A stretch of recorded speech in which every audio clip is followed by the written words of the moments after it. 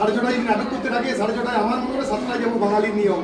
উনি ঠিক 6:30 বলবে কই অত 10 মিনিট আগে রেডি তো। শিক্ষণীয় হইলো আমি বলছি। স্যান্ডি তো প্রচুর পরিশ্রম করে, ও আমার ছাত্র ডাইরেক্ট, মানে এমনি আমার সাথে খুব ভালো সম্পর্ক একদম আছে, বিউটি আছে। বলার কিছু নেই, মা নিয়ে বলার তো কিছু নেই। মা মানে গোটা পৃথিবী। ভারতবর্ষকে এই যে ডিবেট হচ্ছে না ভারত মাতা বলতে, অনেক জায়গায় হচ্ছে এখন বলে দিকে ভারত মাতা। মা মানে কি? ওই যে আমার সঙ্গে একজন সব মা বসে আছে, তো একজন রানিং মা বসে আছে দেখতে পাচ্ছি। মানে জন্ম দিতে পারে একমাত্র মা। পুরুষরা আর যা কিছু করতে পারে, পাহাড় উল্টাতে পারে, কিন্তু জন্ম দিতে পারে না পুরুষরা। তাহলে এখানে যারা ক্রিয়েটিভ কিছু করতে পারে তারা মা। তো ভালো মা হলে ভালো সন্তান, এটা খুব সাধারণ কথা। ওই যে ও বিভিন্ন ডাক্তারকে যদি জিজ্ঞেস করে, আমি ডাক্তার নয়, বলবে তুমি এখন ভালো ভাববে, কাউকে সাথে ঝগড়া করবে না, ভালো খাবে, সব কিছু ভালো করবে, এই ভালোর প্রভাব পেটে পড়বে, তাহলে ভালো সন্তান আসবে। এটা কেন বলছে? মানে ওর ভাবনা চিন্তার মধ্যে ও বড় হচ্ছে, এইটাই আমাদের থিওরি। কিন্তু এই যে বলছে না, ও বললো যে বাচ্চারা কি করে ভালো থাকবে। আমাদের বেলুড় মঠের একজন মহারাজ মহাপুরুষ নিয়ে বক্তৃতা করছিল। মহাপুরুষ মানে যারা আজ থেকে 100 বছর আগে, 200 বছর আগে যা বলে গেছে তা আজও সঠিক মনে হচ্ছে। যারা এখানে মুসলিম আছে কমিউনিটি, অনেকে দেখতে পাচ্ছি, নবীজিকে তোমরা দরজা দাও, মহাপুরুষ। আমরা বিবেকানন্দকে বলি যুগ পুরুষ। তার কারণ তাদের কথাগুলোর যুক্তি আছে। আমরা ধর্মীয়ভাবে মানি হয়তো তাদেরকে, কিন্তু আমরা একটু ব্যাখ্যা করে দেখলে যে তারা যেগুলো বলে গেছে, নবীজি কেন বলে গেছে জবাই করে মাংস খাবে, কারণ রক্ততে প্রথম আমাদের ডাক্তারখানায় গেলে বলে রক্ত টেস্ট করো। রক্ততে সব থেকে বেশি এফেক্টেড হয়, চামড়ায় হয় না, মাংস বেশিতে হয় না। আমরা রোগটা বুঝতে পারি রক্তে, ওই জন্য রক্তটা ফেলে খাও। আমাদের লোকরা বলে গেছে জলে একটু বাচ্চাকে চান করার আগে তুলসী পাতা দাও। আমরা ভাবতাম ধর্মীয় কথা, না, ধর্মীয় কথা নয়। তুলসীতে সূর্যের খারাপ বিকরণটাকে টেনে নেয়, সূর্যের যে রশ্মিটা পড়ে তার খারাপ রশ্মি আসে, ভালো রশ্মি আসে। এটা বিজ্ঞান করে প্রমাণ করেছে। ওই লোকরা কিন্তু আগে বলে গেছিল, তারা মহাপুরুষ। তো বেলুড় মঠে যখন স্বামীজি একজন বক্তৃতা করছে, বলছে এখন কেন মহাপুরুষ জন্মগ্রহণ করেনি? সত্যি তো, লাস্ট মনে হয় আমরা জীবন্ত মহাপুরুষ আব্দুল কালামকে দেখেছি। তারপর থেকে তেমন মহাপুরুষ কই, যাকে সর্বজন বোধিত। সবাইকার ঘরে হিন্দু মুসলিম ছবি আছে, সুভাষ, কালাম, এদের ছাড়া পরে আর এসছে কি? তখন সেই ছাত্রটিকে স্বামীজি উত্তর দিচ্ছে যে দেখো, মহাপুরুষ জন্মগ্রহণ কোথায় করে? মানুষ জন্মগ্রহণ করে মায়ের পেটে। তো যেন এরোপ্লেন নামতে গেলে এরোপ্লেন কি যেখানে সেখানে নেমে যায়? এয়ারপোর্ট লাগে। পশ্চিমবাংলায় 2-3টে জায়গা আছে, 2-3টে জায়গা, একটা বাগডোগরা, একটা দুর্গাপুর, একটা কলকাতা। তাছাড়া কোথাও চাইলেও বিমান নামবে না, যত টাকাই থাকে। তাহলে বিমান নামতে গেলে তার একটা রক্ষণাবেক্ষণ লাগে, তার স্পেশাল জায়গা লাগে। তেমনি যে মহাপুরুষ নামবে উপর থেকে, তার জন্য সেই মা কই, যার গর্ভেও আসবে। এখনকার মারা তো গোলমা হয়ে গেছে, সেই বড় মানসিকতার মা নেই। বিবেকানন্দের মা ভুবনেশ্বরী দেবী, নিমাইয়ের মা সচিমাতা দেবী, সব থেকে বড় নারী জাতির জন্য আন্দোলন করলো যে ভগবতী দেবী, যার ছেলে হলো বিদ্যাসাগর। আমরা পড়েছি ছোটবেলায়, গরিব মানুষ এসছে, গায়ের শালটা খুলে দিয়েছে। বিদ্যাসাগরের মা, তুমি শীতে কাঁপছো? বলছে আমার থেকে একটা গরিব এসেছিল, বুঝলি, বললো আবার শাল কিনে দিয়ে পাঠাবে।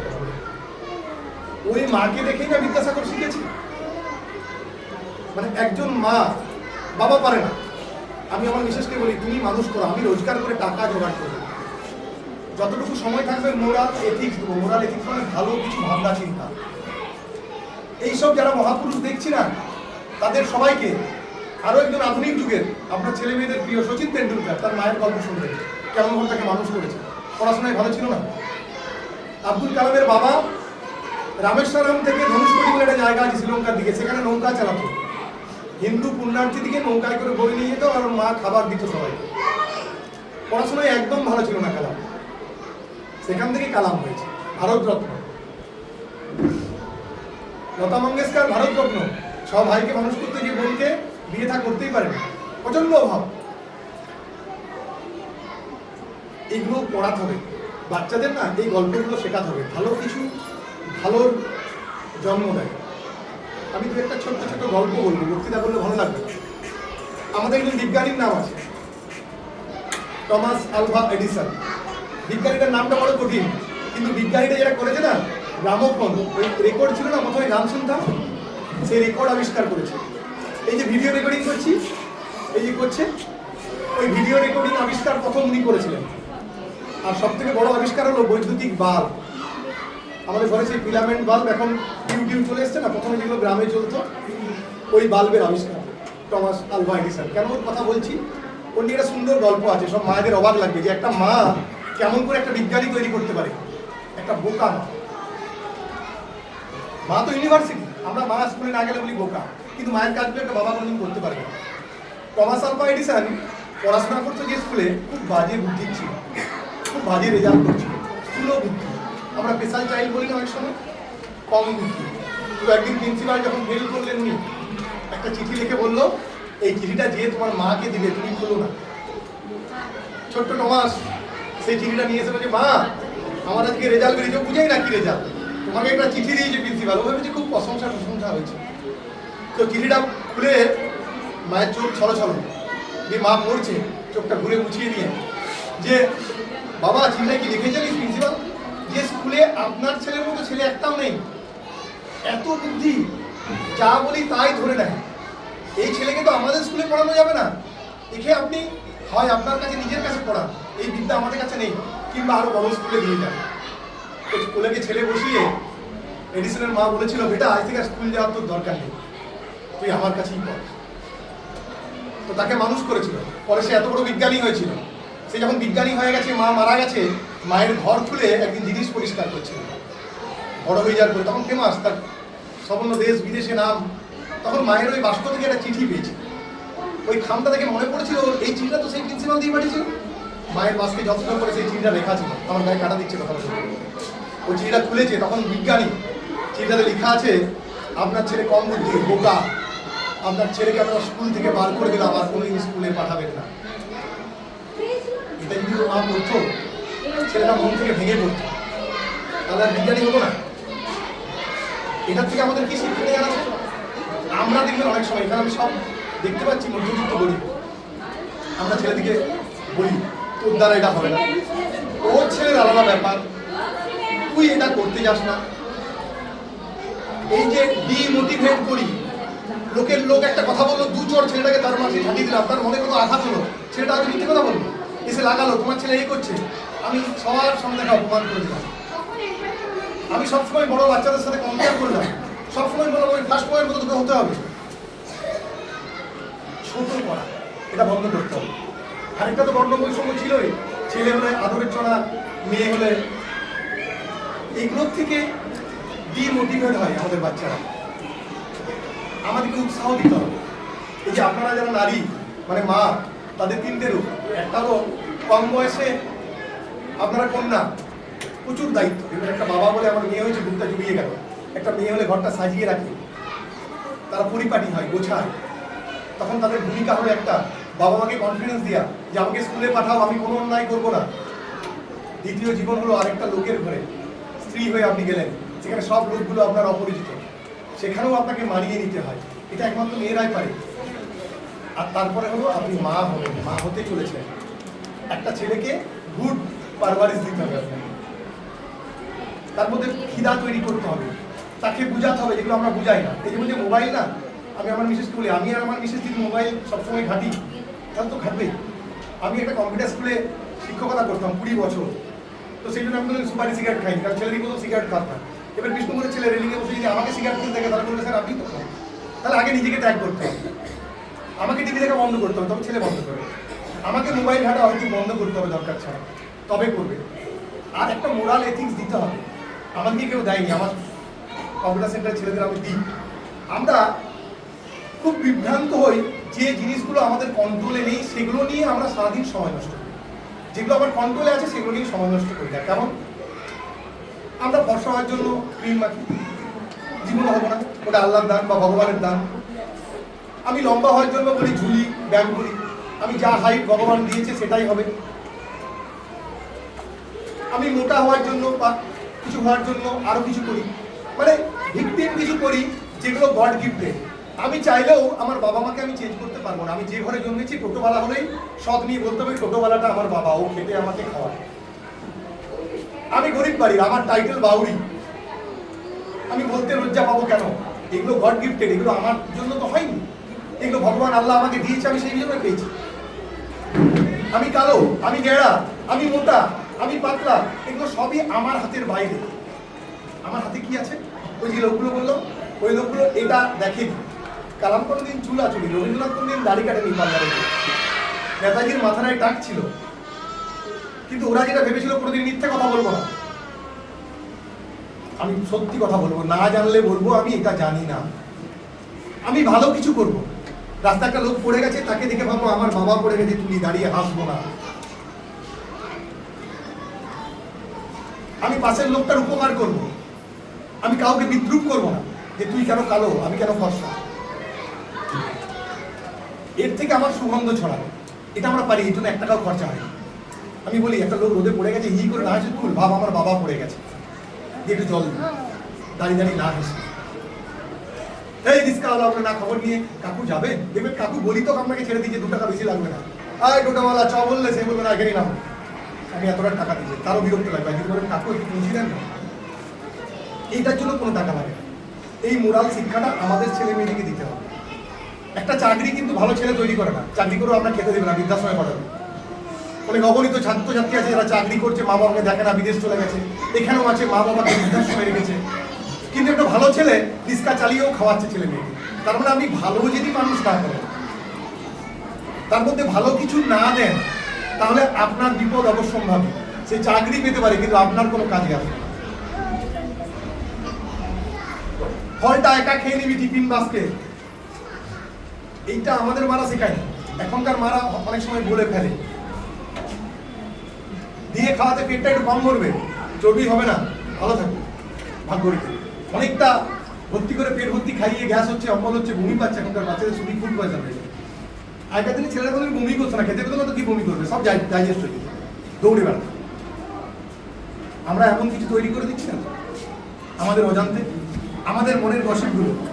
আমার ননদের সাথে যার সাথে ঝগড়া করুন, সেই গল্পটা রাত্রেবেলায় ওর সামনে করছি না তো, ও শুনছি চুপচাপ, ওর ঘৃণা হচ্ছে না তো জেঠিমাকে, কাকিমাকে, মাকে। আমার বিশেষ রাত্রেবেলায় আমাকে বলছে না তো আমার মায়ের বিরুদ্ধে বদনাম, শাশুড়ির বিরুদ্ধে, সেটাও চুপ দিয়ে পড়ে পড়ে শুনছি, সকালবেলা উঠে ঠাকুরকে বিরক্ত লাগবে। এগুলোর জন্য কোনো পয়সা লাগে। আমরা যদি কাউকে বলে ওকে একটা গাল দে না, দেখবেন পরের দিন ও গালটা আপনাকে দিয়েছে, যেমন ঘরে রেগে যাবে না, সেই গালটা বাবা মাকে দিচ্ছে, কাকু কাকিমাকে দিচ্ছে। আমরা মনের অজান্তেই তাকে হারিয়ে দিই। আমাদেরকে চেঞ্জ হতে হবে, বাবা মা। আমি বিউটি বলেছিলাম যে বাবা মা হলে বলবো আমি এগুলো ক্লাসে অনবরত বলি, জেদ তৈরি করতে হবে। একটা জেদ জানেন, কম্পিটিশন আমরা বলি ভালো নয়, কম্পিটিশন 2 ধরনের হয়। একটা কেউ ফার্স্ট, আমি ফার্স্ট হবো, প্রতিদিন সকালবেলায় আমরা কি বলুন তো হাততালি পছন্দ করি, কিন্তু কে ফার্স্ট হলো বিএসএস স্টেডিয়ামে আমি দিই হাততালি, কিন্তু ওই ছেলেটা যখন বালিতে দৌড়ে আমরা খবর রাখি, মা সকালবেলায় উঠে তাকে বালিতে দৌড়াতে পাঠায়, তার পিছনে মায়ের বিরাট ভূমিকা থাকে, তবে সে ওইখানে প্রাইজ দিচ্ছে, প্রাইজটা দেখে, বাকিটা দেখে না কেউ। তাহলে দুটো আছে, একটা শর্টকাট আছে। এখনকার মা বাবার আমরা হয়েছি, আমরা গার্জিয়ান দিকে এসে বকি, অপমান করি, আমার ছেলেটা কেন ফার্স্ট হলো না, এই ধরনের মা বাবা আছে দুটো। একজন ভাবে আমি নিজের প্রতিভায় ফার্স্ট হবো, আর একজন ভাবে যে সেকেন্ড হবে, থার্ড হবে, ফার্স্ট হবে, তাকে ল্যাঙ্গুয়েজ আমি ফার্স্ট হবো, বুঝলেন? একজন বেশি দূর আগায় না, আর একজন অনেক দূর আগায়, অ্যাচিভ করে, গোল দেয়। আমি লাস্ট আরেকটা ছোট্ট গল্প বলবো, তারপরে শেষ করবো। এই যে জেদের কথা বলছিলাম না, যে মানুষকে যদি জেদ তৈরি করা যায়, বুঝানো যায় সঠিক, সে একদিন সাফল্য নিয়ে আসে। আমরা এনআরএস মেডিকেল কলেজের নাম শুনেছি, কলকাতা একটা বিরাট বড় মেডিকেল কলেজ আছে। এই মেডিকেল কলেজটি যার নামে, তার নাম হলো নীলরতন সরকার মেডিকেল কলেজ। নীলরতন সরকার একজন বিরাট বড় ডাক্তার ছিল স্বাধীনতার আগের থেকে, ভারত স্বাধীন হয়নি সেই সময়। বুঝতেই পারছেন, একজন বড় ডাক্তার না হলে তার নামে কি মেডিকেল কলেজ হয়? হয় না। তো তার একজন জুনিয়র ডাক্তার, এটাকে আমি বলতাম ক্লাসে, এই গল্পটা বলেছেন অনেকে, প্রেমের গল্প। তার একজন জুনিয়র ডাক্তার নীলরতন সরকারের মেয়ে কল্যাণীর প্রেমে পড়ল। তো কল্যাণী বলল, বাবাকে না বললে আমি বিয়ে করতে পারবো না। বললো ঠিক আছে, বাবাকে বলি। ওই জুনিয়র ডাক্তারটি বাবাকে গিয়ে বললো, নীলরতন সরকারকে আমার মেয়েকে আমি বিয়ে করতে চাই। বললো তুই কি করিস? বললো আমি জুনিয়র ডাক্তার। বললো আজকাল তেমন কিছু হয় না, তবে আমি কিন্তু বড় ডাক্তার হবো, আপনার মেয়েকে ভালো রাখবো। বললো না, বিয়ে দেওয়া যাবে না। আমার প্রভাব জানিস, মানে আমি আমার মেয়ের হাত খরচ জানিস? তো ছেলেটা খুব আঘাত পেল, ছেলেটা জেদ নিল যে আমি ওর থেকে বড় ডাক্তার হয়ে দেখাবো। লোকের বাড়িতে আয়াগিরি করলো, কলকাতার রাস্তায় গাড়ি চালালো, ট্যাক্সি দিয়ে বিদেশে গেল ছেলেটা, 2টো ডিগ্রি নিয়ে ফিরে এলো, MRCP আর FRCS। আমরা ওই বলি না মেডিসিন ডাক্তার দেখা যাচ্ছে, MD ডাক্তার একটা নাম লিখে দাও, অনেকে বলি না, আমরা MDটাই জানি বড়, তারপরে DM, তারপরে MRCP, মেডিকেলের সর্বোচ্চ ডিগ্রি। আর এই সার্জিক্যাল যাওয়া আমাদের বিষ্ণুপুরে আছে মৃত্যুঞ্জয় পাল, এর সবথেকে বড় ডিগ্রি হলো FRCS। মানে একটা ডাক্তার মেডিকেল করলে আর সার্জিক্যাল করে না, এখনো করে না। তাহলে সেই সময়, আজ থেকে অত বছর আগে, স্বাধীন হয়নি ভারত, সেই সময় ওই ছেলেটা 2টো ডিগ্রি নিয়ে এলো, যেটা ভারতবর্ষের প্রথম কেউ। সার্জিক্যালেও সর্বোচ্চ ডিগ্রি আর মেডিকেলেও সর্বোচ্চ ডিগ্রি। ছেলেটি পরবর্তীকালে আর বিয়ে করেনি, কল্যাণীর বিয়ে হয়ে গেছিল। তো তার ভালোবাসাকে অমর করার জন্য পরে আসছে। ছেলেটি কে অনুমান করতে পারছে? পশ্চিমবাংলার দ্বিতীয় মুখ্যমন্ত্রী বিধানচন্দ্র রায়, পশ্চিমবাংলার রূপকার। সে কোনোদিন বিয়ে করেনি, এটা গল্পে শোনা যায়। তার ভালোবাসাকে অমর করার জন্য সে হুগলির নদীর তীরে কল্যাণী করে একটি শহর করেছিল। আজ পশ্চিমবাংলা নয়, ভারতবর্ষের সব থেকে সুন্দর শহর কল্যাণী। তো এই বিধানচন্দ্র রায় যারা পেশেন্ট ছিল, মহাত্মা গান্ধী, নেহেরু, দালাই লামা, এলিজাবেথ, এরা ছিল বিধানের পেশেন্ট। তাহলে ওই জেদ বিধানচন্দ্র রায় তৈরি করেছিল। হয়তো বিয়ে দিয়ে দিলে সংসার করতো, বিধানচন্দ্র রায় হতো না। তাহলে মানুষকে একটা আঘাত, একটা জেদ, একটা বুঝানো কোথায় নিয়ে যেতে পারে। তাহলে মোরাল অফ দ্য স্টোরি কি? মা, বাবা, মূলত ভূমিকা মায়ের। যে বললাম মায়ের অনেকগুলো রূপ, বাবার একটাই রূপ। মা ভালো হলে, ওই যে বললাম ওর ভালো ভাবনা একটা সুস্থ সন্তান জন্ম দেবে।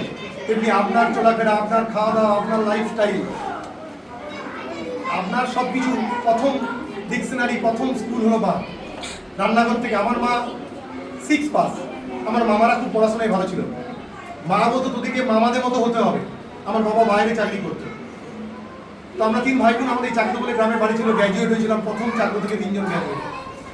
মা রান্নাঘর থেকে বলতো, চিৎকার করে পড়া আমি যেমন শুনতে পাই, কি পড়ছিস আমি জানি না, আমার কানে যেন সাউন্ডটা আসে, রুটি করতে করতে, ভাত করতে করতে। খুব বুদ্ধি ছিল তখন। হাঁসের ডিম দিত, মুরগির ডিম আবিষ্কার হয়নি।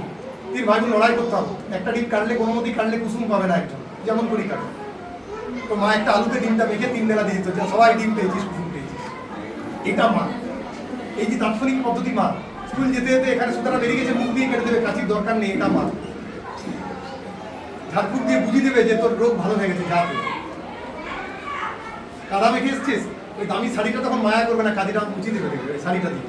বাবা পারে না, বাবা ভাববে জামাটা লেগে যাবে। এই মাটা, আমরা মারাও কোথাও হারিয়ে যাচ্ছি এই মোবাইলে চলে। সব মা দিকে আমার প্রণাম, সবাই ভালো থাকবে।